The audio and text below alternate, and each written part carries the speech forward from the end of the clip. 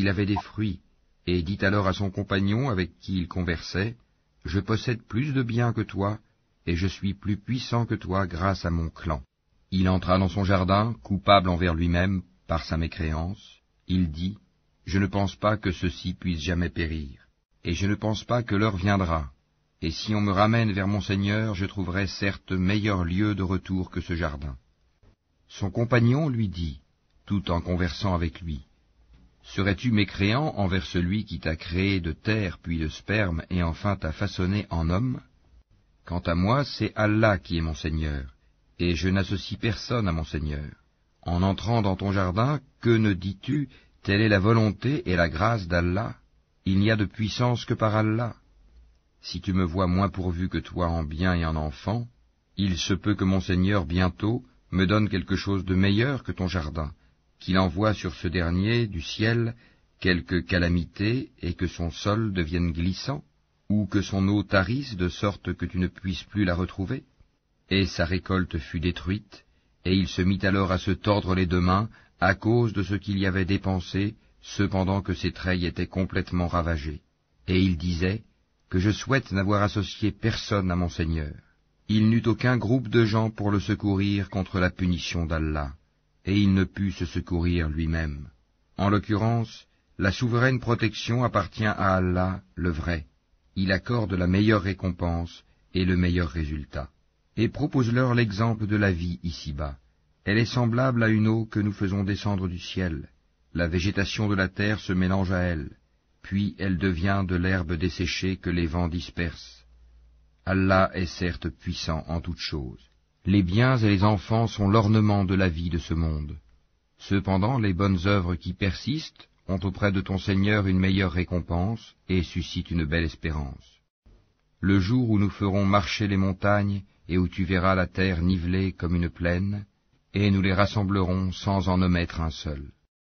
Et ils seront présentés en rang devant ton Seigneur. Vous voilà venus à nous comme nous vous avons créé la première fois. Pourtant, vous prétendiez que nous ne remplirions pas nos promesses, et on déposera le livre de chacun. Alors tu verras les criminels, effrayés à cause de ce qu'il y a dedans, dire « Malheur à nous, qu'a donc ce livre à n'omettre de mentionner ni péché véniel, ni péché capital ?» Et ils trouveront devant eux tout ce qu'ils ont œuvré, et ton Seigneur ne fait du tort à personne.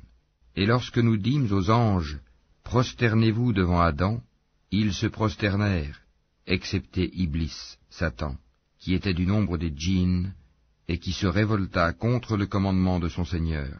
Allez-vous cependant le prendre, ainsi que sa descendance, pour allier en dehors de moi, alors qu'ils vous sont ennemis?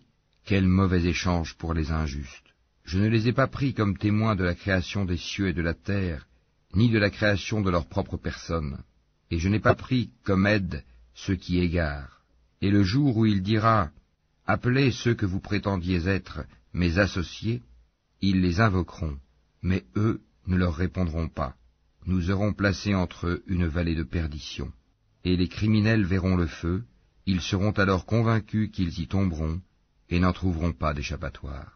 Et assurément, nous avons déployé pour les gens dans ce Coran toutes sortes d'exemples. L'homme cependant est de tous les êtres le plus grand disputeur.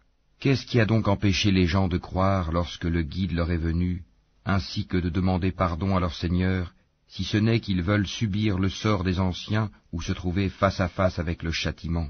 Et nous n'envoyons des messagers que pour annoncer la bonne nouvelle et avertir.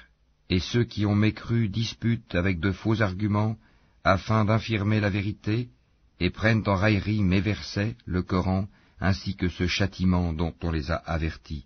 Quel pire injuste que celui à qui on a rappelé les versets de son Seigneur, et qui en détourna le dos, en oubliant ce que ses deux mains ont commis. Nous avons placé des voiles sur leur cœur, de sorte qu'ils ne comprennent pas le Coran, et mis une lourdeur dans leurs oreilles. Même si tu les appelles vers la bonne voie, jamais ils ne pourront donc se guider. Et ton Seigneur est le pardonneur, le détenteur de la miséricorde. S'ils s'en prenaient à eux pour ce qu'ils ont acquis, il leur hâterait certes le châtiment, mais il y a pour eux un terme fixé pour l'accomplissement des menaces contre lequel ils ne trouveront aucun refuge. Et voilà les villes que nous avons fait périr quand leurs peuples commirent des injustices, et nous avons fixé un rendez-vous pour leur destruction. Rappelle-toi quand Moïse dit à son valet, « Je n'arrêterai pas avant d'avoir atteint le confluent des deux mers, dussé-je marcher de longues années. » Puis, lorsque tous deux eurent atteint le confluent, ils oublièrent leurs poissons, qui prit alors librement son chemin dans la mer. Puis, lorsque tous deux eurent dépassé cet endroit, il dit à son valet, « Apporte-nous notre déjeuner, nous avons rencontré de la fatigue dans notre présent voyage. » Le valet lui dit, « Quand nous avons pris refuge près du rocher, vois-tu, j'ai oublié le poisson. Le diable seul m'a fait oublier de te le rappeler, et il a curieusement pris son chemin dans la mer. » Moïse dit, « Voilà ce que nous cherchions. » Puis ils retournèrent sur leurs pas, suivant leurs traces. Ils trouvèrent l'un de nos serviteurs à qui nous avions donné une grâce de notre part, et à qui nous avions enseigné une science émanant de nous. Moïse lui dit, « Puis-je te suivre à la condition que tu m'apprennes de ce qu'on t'a appris concernant une bonne direction ?»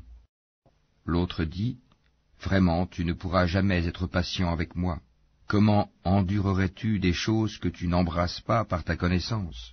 Moïse lui dit, « Si Allah veut, tu me trouveras patient, et je ne désobéirai à aucun de tes ordres.